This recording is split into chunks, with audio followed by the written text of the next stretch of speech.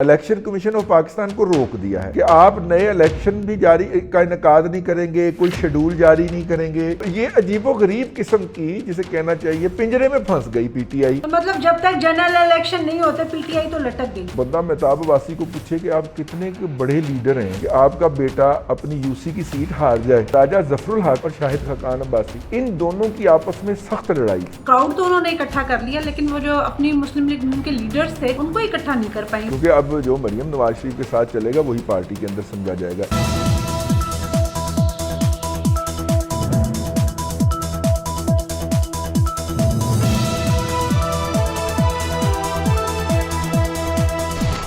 अस्सलाम वालेकुम नाज़रीन, प्रोग्राम बात से बात के साथ मैं हूं आपकी मेज़बान अफीफा राव और मेरे साथ मौजूद है मुल्क के नामवर तजियाकार रिजवान रजी साहब। अस्सलाम वालेकुम सर। जी वालेकुम अस्सलाम। सर, वैसे तो खबरें बहुत सारी हैं, लेकिन अभी जो सबसे लेटेस्ट खबर है और जो आई है इस्लामाबाद हाई कोर्ट की तरफ से, मैं चाहूँगी कि हम अपने व्लॉग की शुरुआत जो है वो उससे करें, क्योंकि मेरे ख्याल से तो ये फ़ैसला जो इस वक्त जारी हुआ है वो बहुत ही ज़्यादा अहम है, क्योंकि बड़ी खुशियाँ मनाई जा रही थी कि पीटीआई के जो 48 अरकान हैं वो बहाल हो गए और अब सियासी सूरत हाल जो वो शायद पीटीआई के बेनिफिट में जा सकती है। तो अब इस फैसला ये जो आया है, एक तो आप उस पर भी रोशनी डालें और उसके बाद सियासी मंजरनामा क्या हो सकता है वो भी ज़रा हमें बताएँ।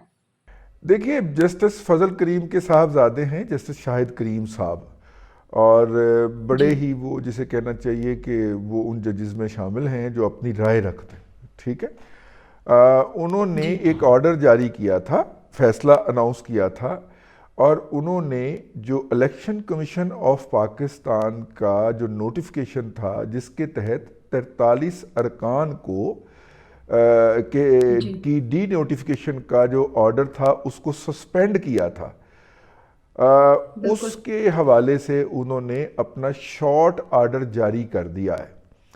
अच्छा, उस शॉर्ट ऑर्डर के अंदर उन्होंने लिखा है कि इलेक्शन कमीशन ऑफ पाकिस्तान इन सीटों के ऊपर ना तो नए इंतखाबात का इनकाद करेगा, ठीक है, और क्योंकि उसके ऊपर बहुत ज़्यादा लागत आती है, ये जज साहब ने अपने फैसले में लिखा हुआ है, और ना ही कोई दीगर ऐसा अमल करेगा जिससे ये अराकीन असम्बली के मेंबर ना रहें। ताहम उन्होंने जो वो ऑर्डर है स्पीकर कौमी असम्बली का जिसके तहत इनको डी नोटिफाई किया गया था उसको सस्पेंड नहीं किया।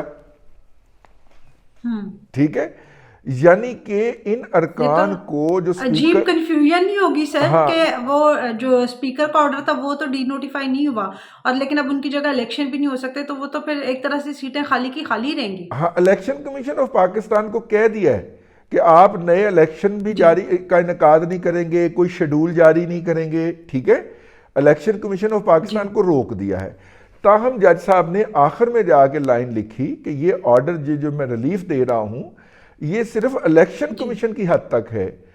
ठीक है, और जो इनको डी नोटिफाई करने का जो ऑर्डर था जनाब कौमी असम्बली के स्पीकर राजा परवेज अशरफ साहब का, ये उस पर लागू नहीं होता। अब इसका मतलब ये है कि ये स्पीकर ये लोग जो हैं, ये अरकान असम्बली जो हैं, ये स्पीकर के पास जाएंगे कि जनाब ये देखें हम ऑर्डर लेके आए हैं। वो कहेगा कि मेरे ऑर्डर को तो अदालत ने कुछ कहा ही नहीं है। ठीक है बिल्कुल मतलब उधर जाएंगे तो वो कहेगा मेरा ऑर्डर तो अपनी जगह पे मौजूद है। ये तो सर ये तो वो बात होगी कि आसमान से गिरा और खजूर में अटका। हाँ, मतलब वो वहां से इलेक्शन कमीशन के पास से बच के और वो स्पीकर साहब के पास अटक जाएंगे। हाँ, तो ये अजीबोगरीब किस्म की, जिसे कहना चाहिए पिंजरे में फंस गई पीटीआई कि इलेक्शन कमीशन कहता है कि और ये स्पीकर साहब ने, क्योंकि स्पीकर साहब ने जब इस तरह के पॉलिटिकल सिनेरियो में उनके इस्तीफे कबूल किए हैं तो अब वो जाहिर बात उनको बहाल तो करने से रहे। हाँ, बहाल तो करने से रहे, और जाहिर है कि उसका ऑर्डर है ना, उसके ऑर्डर को तो किसी ने हाथ ही नहीं लगाया। और उस पे जज साहब ने ये जस्टिफिकेशन दी है कि चूंकि इन्होंने वो ऑर्डर जो है उसको चैलेंज नहीं किया और इस पिटीशन के अंदर भी नहीं लगाया, लिहाजा मैं उसके ऊपर तो कोई ऑर्डर नहीं ना दे सकता। तो मतलब जब तक जनरल इलेक्शन नहीं होते पीटीआई तो लटक गई। अब हो सकता है, इसकी एक सूरत ये हो सकती है कि पीटीआई वो वाला ऑर्डर जो है स्पीकर का उसको लगाए किसी और दरखास्त के जरिए, या एक मुतफरक दरखास्त और दे, उसमें वो ऑर्डर करे कि जनाब ये भी इसको भी सस्पेंड करें और हमें वापस भेजें असम्बली में, तो हो सकता है उस पर कुछ कर दे, تاہم لمحہ موجود میں یہ سچویشن ہے کہ پی ٹی آئی قومی اسمبلی نہیں جا سکتی.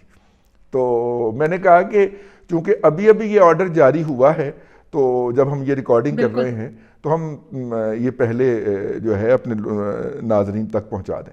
جی بالکل. اور سر اس کے علاوہ جو ہم کل ایک انٹرویو ڈسکس کر رہے تھے، اور اس وقت تک کیونکہ اس کی تصدیق یا تردید نہیں آئی تھی تو ہم نے بڑے اس میں ڈیٹیل میں بات کی، لیکن اب جو ہے وہ اس کی تردید آ گئی ہے. تو اب یہ جاوید چودھری صاحب کا کیا ہوگا؟ اب دیکھیے مسئلہ یہ ہے کہ جاوید چودھری صاحب نے ایک سیٹنگ کی تھی کوئی 5-6 گھنٹے کی جناب قمر جاوید جی باجوہ صاحب کے گھر جا کے، اور وہ اس سیٹنگ میں سے مختلف بالکل. چیزیں نکال کے چلاتے رہتے ہیں. تو ٹھیک ہے وہ کالم لکھ رہے ہیں اس کے اوپر مسلسل، یہ ان کا کوئی چھٹا کالم تھا اس ٹاپک کے اوپر. تو اب جی یہ جو ہیں ان کی تردید جو ہے وہ منصور علی خان صاحب نے جاری کی ہے. اچھا، منصور علی خان صاحب اس سے جی پہلے بھی جنرل قمر جاوید باجوہ کے حوالے سے کچھ باتیں کرتے رہے ہیں، اور بالکل، یہ بھی کل ہم نے بات کی ان تھی. کی کوئی تردید نہیں ہوئی. اور انہوں نے کہا کہ جناب میں نے اپنے ایک انکل سے جو ہے یہ ان کے ساتھ یہ شیئر کی تھی، یہ کوشچنر بھیجا تھا، انہوں نے ایک دفعہ بتایا تھا اپنے جی ولاگ کے اندر.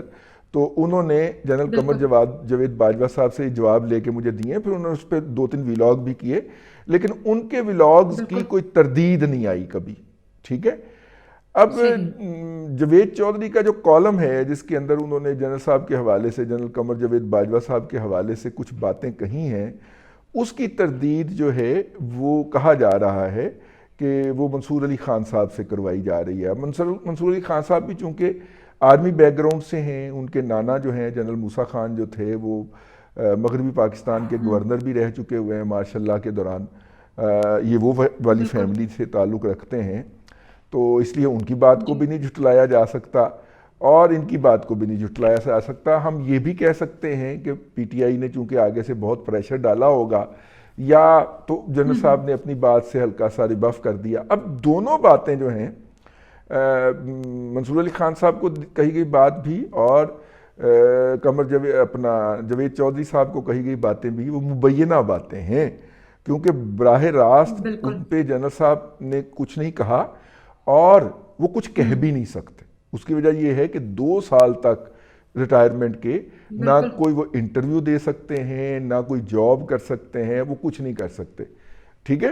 تو یہ تو مبینہ مطلب اب باتیں. ہمیں ان ساری خبروں کی اصل تصدیق یا تردید کے لیے 2 سال کا انتظار کرنا پڑے گا، اور میرے خیال 2 سال کے بعد جو سچویشن ہوگی تو ہو سکتا ہے کہ کوئی کتاب ہی آ جائے، پھر اس کے اوپر ہم اچھی طرح سے جو ہے نا تسلی سے تبصرہ کریں گے کہ اس کتاب کے اندر کون کون سے انکشافات ہوئے ہیں. اصولی طور پہ تو جنرل قمر جاوید باجوہ صاحب کو چاہیے تھا کہ وہ بھی 2 سال انتظار کرتے، لیکن انہوں نے اتنی بھرپور زندگی گزاری ہے ایز این آرمی چیف، جس طرح وہ چاروں طرف سے کھیل رہے تھے کہ وہ جی چودھری پرویز لائی کو کچھ اور فون کر کے کہہ رہے ہوتے تھے، جنرل مزمل کا بالکل فون استعمال کر کے چودھری پرویز لائی سے بات کر کے اسے کچھ اور کہہ رہے ہوتے تھے، عمران خان سے پریزیڈنسی میں مل کے اسے کچھ اور کہہ رہے ہوتے تھے، اور جو تھے وہ اپنے سسر کو لندن بھیجتے تھے، جنرل کرنل لیاقت وسیم ان کے ہمراہ جاتے تھے، اور جنرل اجاز میرا خیال ہے ان کے سسر کا نام ہے، وہ نواز شریف سے مل کے کچھ اور کہہ رہے ہوتے تھے. تو وہ چاروں طرف سے کھیل رہے تھے نا جنرل باجوہ صاحب.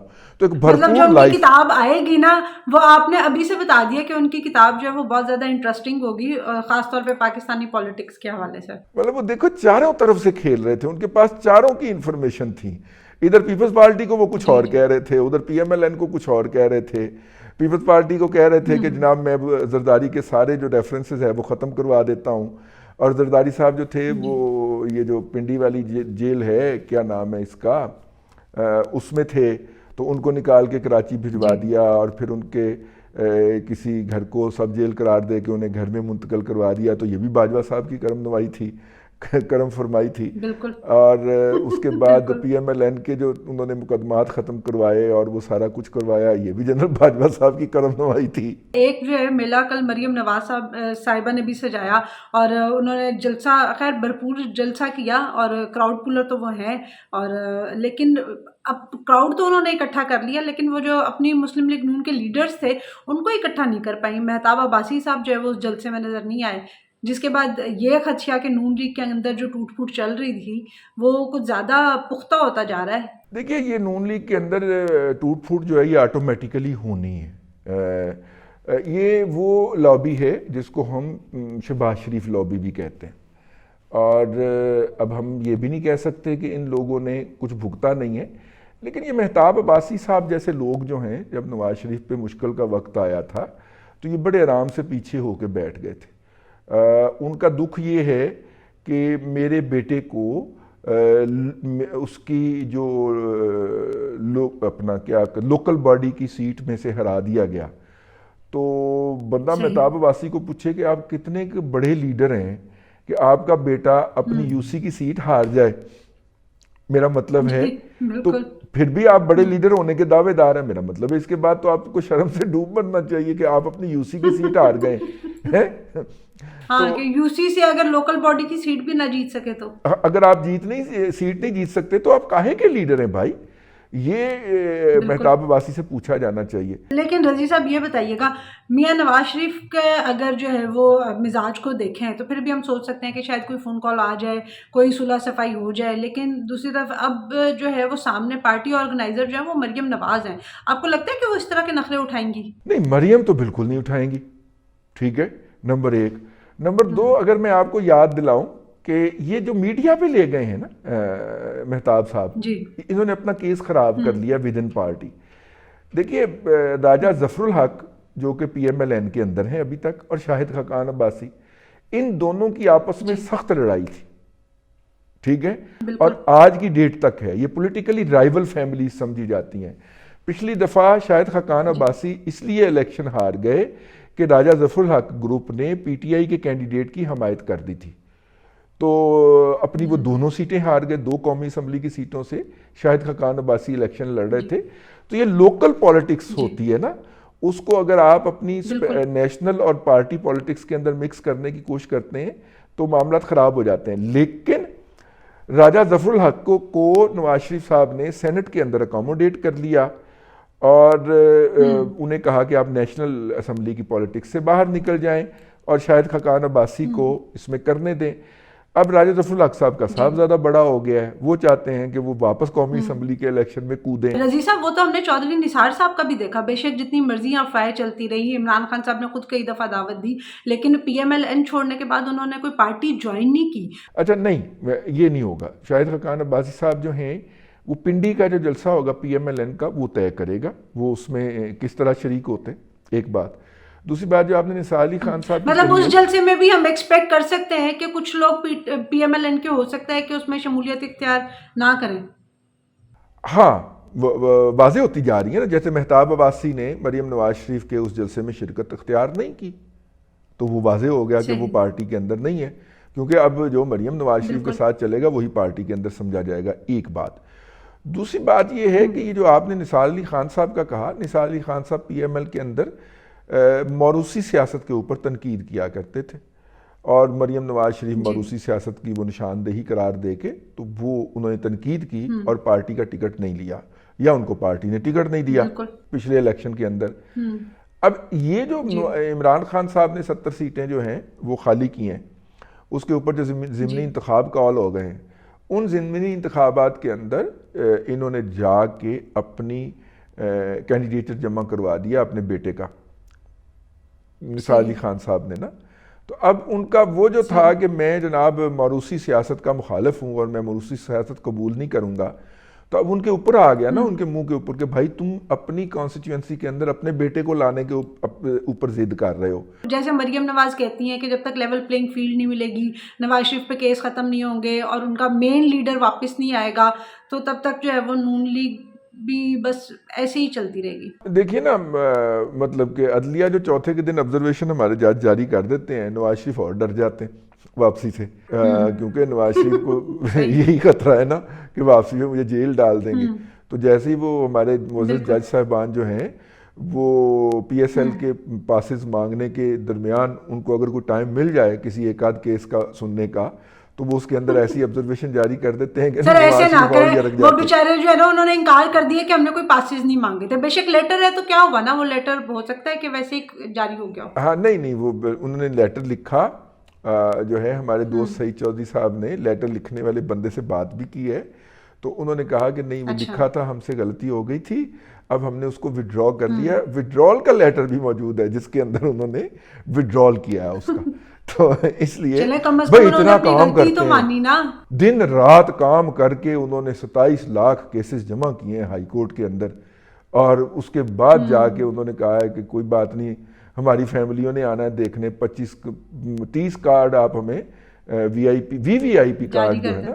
نا چیئرمین کا جو وہاں پہ ہوتا ہے وہ کیا ہوتا ہے باکس، اس کے فائنل کے دیں، اوپننگ سیریمنی کے دیں.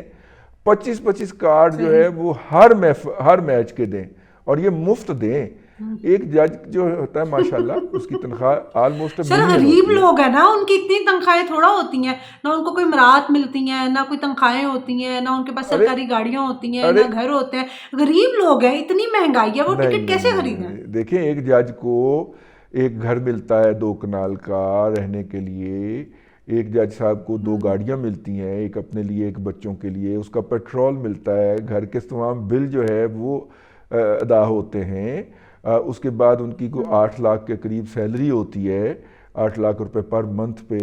پھر اگر وہ ریٹائر ہو جائیں، چیف جسٹس کی 12 لاکھ ہوتی ہے، جب وہ ریٹائر ہو جائیں تو ان کی سیلری کا 80% ان کی پینشن ہوتی ہے تا حیات. اور اگر پہلے یہ فوت تو ہو جائیں سر اور ان پھر کی سوچنے کی بات ہے، سوچنے کی بات ہے. ابھی تو یہ آپ مراعات گنوا رہے ہیں، اور ان میں سے اور بہت ساری، پیٹرول نکلے گا، میڈیکل نکلے گا، پتہ نہیں کیا کچھ نکلے گا. تو آپ مجھے ایک بات بتائیں کہ یہ سب کچھ ملنے کے بعد بھی اگر وہ اپنی جیب سے ایک ٹکٹ نہیں خرید سکتے، تو پھر یہ پاکستانی عوام بیچاری جو دھکے کھا رہی ہے، اس بیچاری کا کیا قصور ہے؟ اس کا یہی قصور ہے کہ ایسے لوگ جج بنا دیے گئے ہیں جو اس عہدے کے لیے ڈیزرو نہیں کرتے تھے. وہ پولیٹیکل ریزنز سے، وہ بار پولیٹکس کے نتیجے کے اندر جج بن جاتے ہیں، اور پھر جج بن کے اس طرح کی حرکتیں کرتے ہیں وچ از لو دین، میرا مطلب ایک ہیومن ڈگنیٹی سے کم نظر آتی ہیں. اللہ تبارک و تعالیٰ نے آپ کو اتنا دے رکھا ہے یار، تو آپ جو ہیں بالکل اس کو خرچ کیجئے، وہ خرچ کرنے کے لیے. آپ دیکھیں اگر یہ میں میرے یہ گھر کے اندر یہ جو ہے وہ کیا اسے کہتے ہیں گلدان اکھڑ گیا ہے، وہ نیچے کو لٹکا ہوا ہے، اور وہ نہیں جی. آ رہا الیکٹریشین جو ہے آپ آ رہا، تو یہ ابھی تک ویسے ہی لٹکا ہوا ہے پچھلے 2-3 روز سے. اگر یہ جی جج کا گھر ہوتا تو ایک ڈپارٹمنٹ بنا ہوا ہے جس کو ہم مسلینیس ڈپارٹمنٹ کہتے ہیں، اس میں فون کرتا، جی جی. اگلے 2 گھنٹے کے اندر یہاں پہ مکینک پہنچ کے اس گلوب کو ٹھیک کر کے جاتا. تو ناظرین، آپ نے رضوان رضوی صاحب کی رائے سنی، اور ہماری قوم کی بدقسمتی یہی ہے، ہمارے ملک کا المیہ ہی یہ ہے کہ ہمارے اوپر اس طرح کے حکمران جو ہے وہ مسلط ہیں، کہ جن کی اپنی نیت یہ ہے کہ اتنا کچھ ہوتے ہوئے بھی وہ ایک ٹکٹ نہیں خرید سکتے، لیکن عوام سے ان کو ہر چیز پہ ٹیکس ضرور چاہیے. تو اسی میسج کے ساتھ آج کے ویلاگ سے آپ سے اجازت چاہیں گے. ویلاگ آپ کو پسند آیا ہو تو لائک اور شیئر ضرور کیجیے گا، کمنٹ سیکشن میں ہمیں اپنی رائے سے ضرور آگاہ کیجیے گا. انٹل دا نیکسٹ ٹائم، اللہ حافظ.